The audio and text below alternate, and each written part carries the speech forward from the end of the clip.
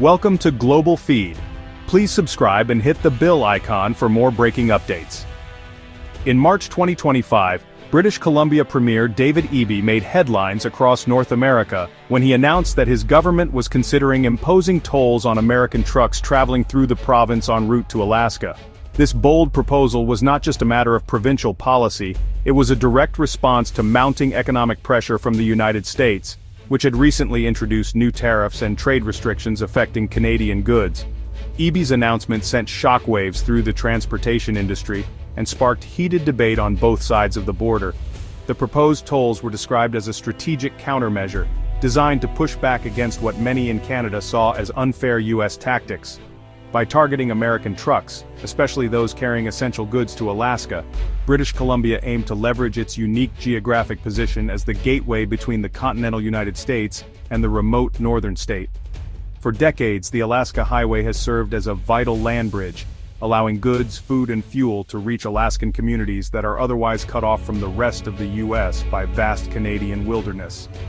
The threat of tolls on this route challenged the long-standing spirit of cooperation that has defined cross-border transportation.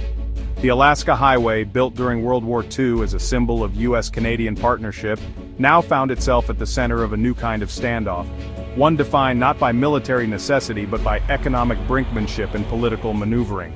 Premier Eby did not mince words, framing the toll proposal as a necessary defense against what he called an economic war, initiated by the United States. He argued that if the U.S. could use its economic power to pressure Canada, then British Columbia had every right to use its geography to respond in kind. Alaska's unique isolation means that nearly all overland supplies must pass through Canada. This gives British Columbia significant leverage, as any disruption to this route could have immediate and far-reaching consequences for Alaskan businesses and families. The threat of new tolls sent ripples of concern through the American trucking industry, which warned that increased costs would inevitably be passed on to Alaskan consumers. For many in Alaska, the prospect of higher prices for groceries, fuel, and everyday goods was alarming, highlighting just how dependent the state is on this fragile supply chain. Ultimately, British Columbia's announcement served as a wake-up call, not just for Washington and Ottawa but for everyone who relies on the seamless movement of goods across borders. It showed that provincial governments are willing to escalate local disputes into international confrontations when national interests are at stake, raising the stakes in an already tense economic relationship. British Columbia's stance was a reaction to a rapidly escalating trade dispute that sent shockwaves through the political and economic landscape of North America. The province, known for its strong ties to both the United States and the rest of Canada, found itself at the center of a storm that threatened to upend decades of cross-border cooperation and economic growth. As news of the proposed tariffs spread, concern grew among business leaders, workers, and government officials alike, all of whom understood the deep interdependence between Canadian provinces and their southern neighbor.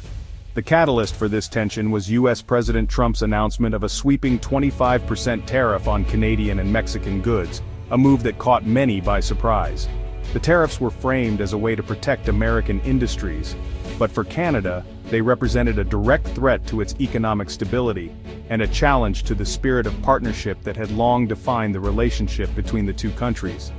The sight of trucks lining up at border crossings became a daily reminder of the uncertainty facing exporters and importers on both sides. This threat unsettled the North American economy, sending ripples through financial markets and challenging the delicate balance established by the USMCA trade agreement. Companies that relied on seamless cross-border supply chains began to worry about delays, increased costs, and the possibility of lost business. The interconnected nature of North American trade meant that even a hint of disruption could have far-reaching consequences, affecting everything from auto manufacturing to agriculture.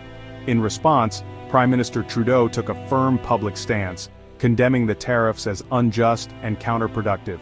He addressed the nation and the world, promising that Canada would not back down and would implement retaliatory measures designed to ensure that American industries felt the economic impact as well. Trudeau's words were echoed by protests across the country, as citizens rallied in defense of Canadian jobs and sovereignty. Although President Trump eventually delayed the implementation of the tariffs, the damage to U.S.-Canada relations was already done.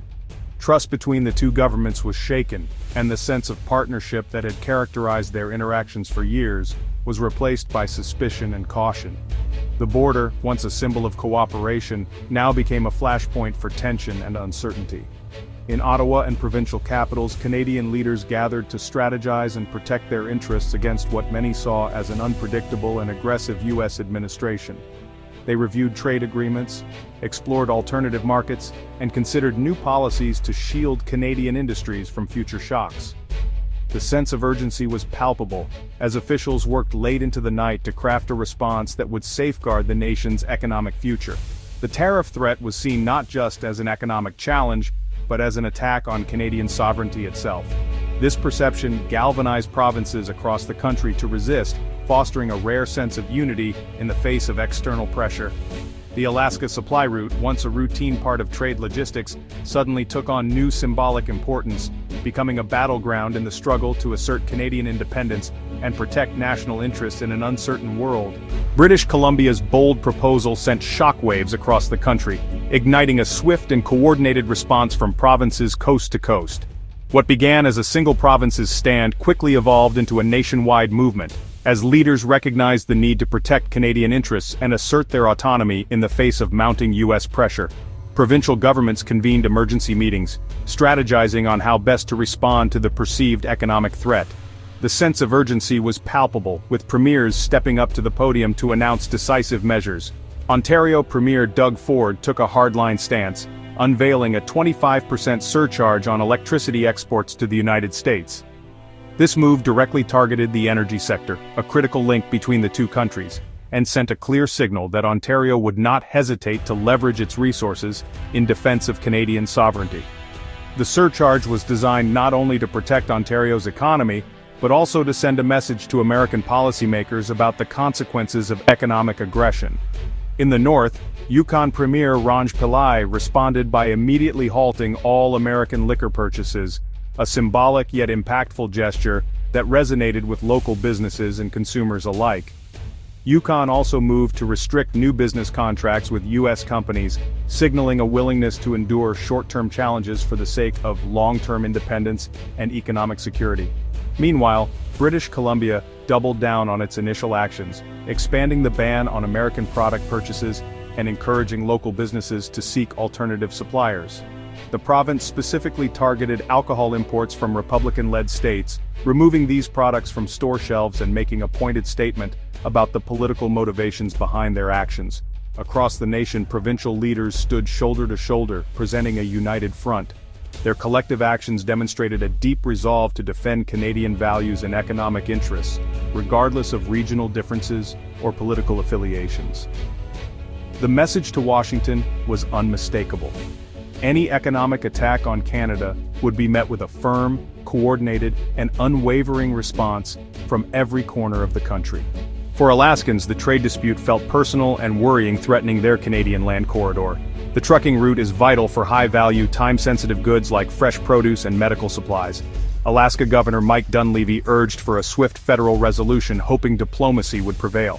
Jamie Benson of the Alaska Trucking Association warned that tolls would raise consumer prices. Alaskan leaders and residents feared the real-world impact on families and businesses, highlighting the human cost of the trade war. Truckers faced uncertainty and frustration over potential tolls and border friction. The tolls threatened profit margins and introduced bureaucracy, disrupting logistics. Drivers worried about toll implementation at existing way stations, creating unpredictability. Trucking companies struggled to price contracts amid potential new expenses. The adversarial shift felt like a betrayal of cross-border camaraderie. Opinions varied, with some blaming Canada and others the Trump administration, but anxiety was the common sentiment. Diplomatic language between Canadian and American leaders grew confrontational. British Columbia Premier Eby accused Trump of wanting to annex Canada, framing the dispute as a defense of sovereignty. In the Yukon, frustration led to calls for drastic measures against the U.S. Washington's response was blunt, refusing to back down from the tariff threat. The heated rhetoric made compromise difficult, shaping the battlefield and complicating diplomatic efforts. Amidst the threats, voices called for calm and negotiation to avoid a trade war. Business leaders and citizens warned of economic self-harm from the conflict. The focus was on de-escalation, urging leaders to remember the history of US-Canada cooperation. Alaska Governor Dunleavy advocated for federal-level negotiations. Prime Minister Trudeau aimed for tariff removal through dialogue, not retaliation. The interconnected economies incentivized a peaceful resolution, with toll legislation as a bargaining chip. The path forward requires dialogue, mutual dependence recognition, and resolving differences as partners.